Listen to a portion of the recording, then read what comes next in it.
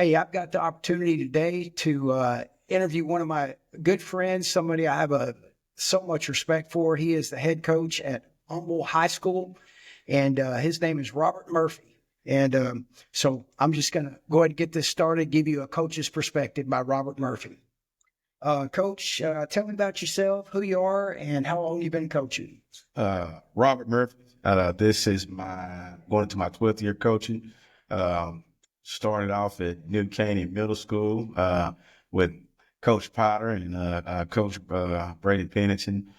Coached there for 7 years total between New Caney Middle School and New Caney High School. Been at Humble, got here as a defense coordinator for 2 years, and this is my second year as the campus coordinator, head football coach here at Humble High School. Originally from Lufkin, Texas, East Texas boy, proud of that. So it's a little bit about me. I have a son who's going to be 20 on April 15th, and he's in college, sophomore in college, and so just happy to be here. Why did you choose coaching? I chose coaching because I think that athletics like really saved my life. I grew up in a single parent household, and so didn't have a lot of positive male role models in my life. And I believe that coaches such as Coach Todd Quick, Coach Chris Lashley, Coach Simmons, Coach John Outlaw, Coach Foley, just I can go on and on, Coach Randell, those guys played a huge role in my life coming up when I had a lot of anger that I didn't really know where to channel that to. And so those guys actually took time with me outside football just to, have conversations and kind of mentor me. And so I think that football actually kind of saved me from, taking some wrong turns that a lot of my other friends may have, and some didn't involve themselves in athletics. So again, I think football and athletics as a whole taught me a lot, but also kept me out of a lot of trouble. So again, I just want to, pay back this great profession that provided so much love and insight for me coming up. So that's one of the big reasons I got into coaching, because I remember being a young guy, needing some direction, and a lot of my direction did come from the athletic program. What do you enjoy about coaching? The biggest joy for me about coaching is seeing the growth in your athletes. And that's not even as far as on the athletic side, just from the personal standpoint, and just seeing the growth character-wise. Those kids come in, you get some kids come in with all kind of different issues from different backgrounds, and just to see those kids grow into themselves, and also seeing them come back after they graduated, and you see the things and the lessons that they were not receptive to when they were in your program, but it's just that high moment that they come to once they leave you, and to know that you played a pivotal part in helping that young man, young lady become a positive member of society is always the biggest thing for me. So for me, it's just being able to help mold future leaders. I think that's the most important thing. Wins and losses come a dime a dozen, but to actually save souls and actually be able to express. The good thing for me is I've been in districts where I've actually been able to be open about my religious beliefs. And so just being able to be a light to those kids, I think is the biggest thing for me. What are some things that you really don't like about coaching? Man, the thing about it is that when you talk about the not likes, when it comes to that, I think it's more so on the side of some of the attacks that we have on our profession now with different things coming down from people who haven't been in education. And so they don't truly know what the day in and day out activities involved. So on my end on that, as far as the profession, and I love it on a day in day out basis, but it's some of the outside sources who don't know the ins and outs on a day to day basis that are trying to make recommendations and putting things in place for not only for the sports side, but also on the academia side, that I think that really rubs me the wrong way when it comes to this profession. But as far as, the coaching and the day-to-day activities, man, I love every part of it, just being able to see a kid that morning who may be in a bad mood and, say some choice words to me, but then see that same kid later and they got the biggest smile and the biggest hug on, so it's just, I love every part of it when it comes to it. I love the imperfections and all of it. Yeah. What are some guiding principles that you recommend for a coach? I think one thing about it is you got to be true to yourself. You can only be the best you. I think sometimes we get into professions and we try to be the version of someone else. I think it's great to take things from different people and add it to your will, but for sure, the guy principle is being true to yourself, being honest. One of the biggest things I can always remember Coach P saying when I was in Buchanan was, "Don't give people bullets." And so you want to make sure that you make the main thing and keep it there. And always be fair and honest in all your decisions. And I think if you maneuver on that route, it takes you and keeps you out of a lot of nonsense, a lot of trouble. If you just honest and you make the main thing, you make it about the kids. I think at the end of the day, I think all that kind of works hand in hand. How do you develop the right culture in your athletic programs? For me, I believe that it starts with character development. I believe that in order to have a good culture, right, you have to first teach kids how to be good people. A lot of times we assume that kids know what character is. We assume that kids know right from wrong. But if you go down the hallways in a lot of schools and just in general, they have earphones on and you listen to the music that's being played. And that's the things that they're listening to. There's the things that they're idolizing. And so we have to take the time out of our day to make sure that we're pouring into those kids the right set of core values and actually modeling those things. So I think when it comes to developing a winning mindset and winning culture, it first starts with the character development program. I think you have to be intentional about actually doing it. You can't just say that you're going to do it. It has to actually be in your schedule, and it's something that can be pushed to the back burner because you want more grass time. I think it's important that you make sure that you actually spend that time with those kids, pouring into those kids, so those kids have the opportunity to be successful. Awesome. I would play for this guy. What does success look like? How do you define success? I think success for me, again, it goes to the progress of the athlete, because each athlete has its own set of abilities, measurables. I always talk to my coaches about ensuring that we coach the little guy on our team just as hard as we're coaching the 3-4 star athletes. So for me, when it comes to program success, I look for program kids. And those kids right there are maybe not your 6 foot, 6'2", defensive end linebacker. They may be the 5'4" kid who shows up every day for strength and conditioning camp, shows up every day to practice, the biggest encourager. But seeing the progress of those kids is how I determine success of a program, because a lot of times those kids are overlooked. A lot of times those kids may not be coached the same way as others, but we want to coach them all the same. And so when it comes to program success on the athletic side, we want to find that guy who may never play football and see where the progress is, whether it be terminology of the game, whether it be, maybe they couldn't get through a speed ladder. But those are the things that I think, build up success, because once you start building those program kids, those kids are important to your program. But I always stress back the biggest thing of success for me is the academia inside the building. Seeing our GPA high progresses, when we still have a no pass, no play, even after the football season. So we're checking grades on a daily. So I think the character and the academic piece are beyond the most important. So that right there for me is the overall success when it comes to the overall athlete.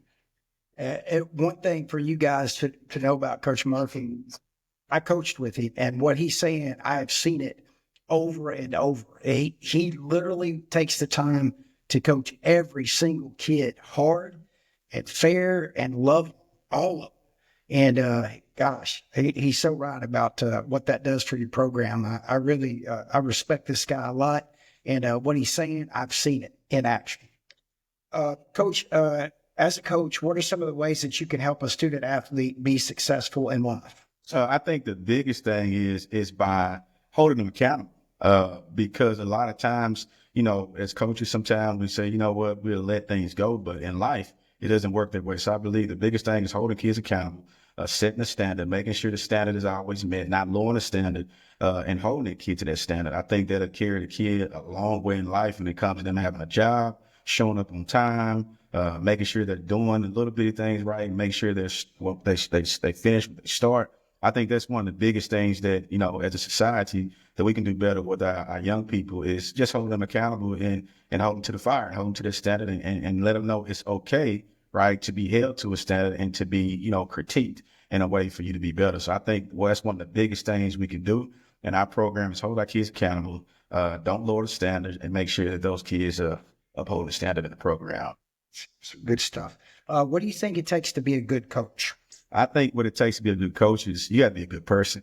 And so coaching is teaching. So you got to be a great teacher. And so we stress it a lot with our coaching as far as when it comes to the grass. We want to be just as good in the classroom, if not better than we are on the grass. And I think as a coach, you have to make sure that you don't overlook the classroom piece, because you spend a lot of times with those kids in the classroom. And a lot of us, that's the base part of our salary. And so we want to make sure that we're great teachers. And if you're a great teacher, you can be a great coach. You can't be a great coach without being a great teacher, because coaching is teaching. And so we want to make sure that if you have admirations and a passion to be a coach, that you first must be a great teacher in order to be there. And also you got to have great moral values, because the thing about it is, you know, when I interview people, I want to know the person first before we talk X's and O's. You know, we can teach you X's and O's, we can teach you skiing, but we can't teach you how to be a great person, you know. And so we can bring you through our character development as well. But again, you are a beacon, right? You are the source that is pointed to our kids. We got to make sure that you are a great person and have great character in order to be in this profession. So I think those two go hand in hand, great character and also be a great teacher. Good stuff. What does a winning program look like? Winning program to me looks like, for one, being a servant leader, making sure that you're serving the community that you're in. I think it goes without saying that we have to serve before we can lead. I think a lot of times that is overlooked. So successful programs to me is our kids interacting and getting out into the community, making sure things are done the right way all the time. I also think that successful programs looks like high GPAs, making sure that the standard is a standard, making sure that our character development is high, not only in the building, but also in the classroom. We want to make sure that we are the pivotal leaders inside the building. We want to be able to walk down the hallway and teachers talk to us about the good that our kids are doing. I think that those are all pieces of success for a program, because I believe that the wins and the losses come, you know, based off of your character, based off of how you're giving back to the community, based off how you're acting in the school building. I think that a winning program and a winning culture looks as that. And also the biggest thing for us, we talk about, we don't walk over trash. And so if it's trash in the floor or in the school building, our kids know that we take pride in the facilities, we take pride in our house, because high school is our home. So we want to make sure that right there, when I get emails and stuff from the principals and saying, hey, your kids stayed back after lunch and they cleaned up the lunchroom, like, to me, that's a winning culture, because your kids understand that it's bigger than just winning games on the grass. We want to win games in the school building, want to win games in the community on a day-to-day basis. So that's kind of how I judge it. Of course, we all want to win. But in my opinion, if you're winning state championships and you're not winning souls and bringing kids close to Christ, I think that you're just kind of like spinning your wheels at that moment. Yeah. So is there something that you stress to your players every day, Coach? Oh, man, we talk about doing the little things right. And so we talk about doing the little things right on a day-to-day basis, how you do some things and how you do everything. And so we want to make sure that regardless of what it is, no matter what that thing may be, sometimes you may think it's so small to turn the projector off when we, you know, get out of a meeting, but that's a big thing. And so we always talk about the admiral who spoke at the University of Texas commencement speech, and he talked about the goal of making your bed every day and how you start the day off with completing a task. And so we talk about things like that. It may seem so small that making your bed is something that you can overlook, but again, it gives you a task to complete on the day, and that way you can get your day started. So we want to make sure we're doing a little bit of things right. So we stress that on a day in and day out basis. We're taking the trash out for mom, making sure, yes, sir, no, sir. We still believe in those little bitty things. So we want to make sure we focus on the small things and not always try to jump to the big things, because if I can't trust you to do the small things right, how can we trust you on 4th and 1? You know, not to flinch on defense, jump off sides, give them a first down, whatever the case may be. So we stress about majoring in the minors. That's the biggest thing for us. We got to major in the minors. We major in the minors. The major things come out to be a lot easier. Amen. How important is faith in our profession? That could be faith in your coaches, faith in players, others, or faith in God. I think it's like pivotal. One of my favorite stories is, you know, I lost my mom 2 years ago, and it was a hard time for me. And we had an athlete. He was not a believer. And in our program, we don't preach at the kids. We just share our faith, and we lead by example. And this kid, we had Fields of Faith out here at our stadium. And the kid, he actually came up to the pastor, which is Coach Chris Kubik over at United City, and he asked him about, he wanted to know more about Christ. And he told him, like, hey, I wasn't a believer, and asked him, like, why now?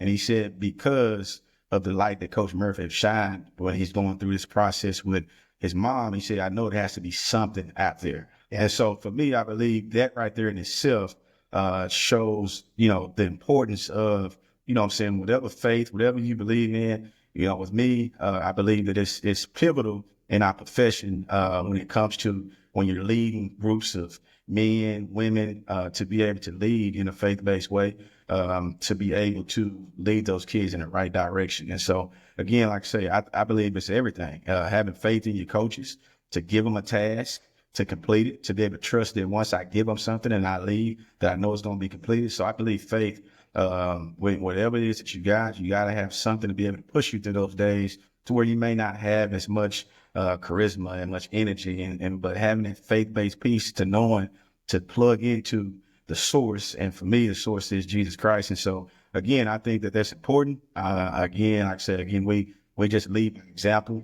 And by that, I feel like we bring kids closer to Christ and closer to their faith. So, All right, Coach, last question. Will you share some thoughts on what helped you become you kind of already have, but the person that you are and the coach that you are today? My mom was like one of the most giving people that you would ever see. We didn't have a whole lot, but growing up, I never knew we were poor. But now as I've grown older, I understand like we didn't have a whole bunch. But my mom always cared about others. Like she always put others first when it came, whether it was school clothes shopping, whether it was feeding the community, whatever the case may be. My mom was like the pivotal piece in why I'm so selfless now as an adult, because of just growing up and being around her. Like she was my hero, you know what I mean? Just watching her, work 2 jobs, going back and forth, walking to work. I remember working at Whataburger, and she was working at Pilgrim Pride in Lufkin, and she would walk to and from work at all times of night. And just seeing that work ethic, man, just kind of molded me into understanding the importance of going out and wanting to go get it. And so, and then when it comes to coaches, man, just, as a young adult, man, coming out, Coach John Outlaw, Coach Quick, I spent so much time with those guys, and just seeing the way that, they interacted with the kids, the way they held us accountable if things were wrong. We had to go visit old Spike, which was a big old tire if things wasn't right.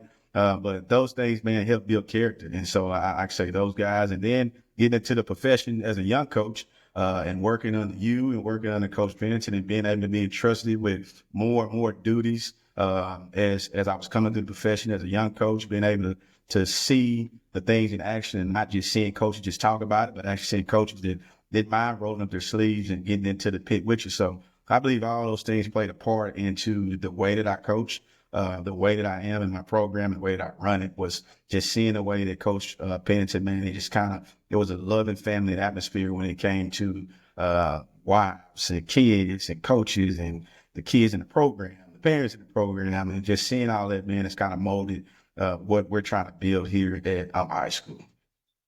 Coach, I take it as an honor to be able to interview Coach Murphy. He's all heart, and I got mad respect for this guy. He's so humble, and he's really on the right track. And I've enjoyed just seeing him work. And anyway, I count it a real privilege to be able to interview him today. And so today you have had a coach's perspective by Robert Murphy. Yes, sir.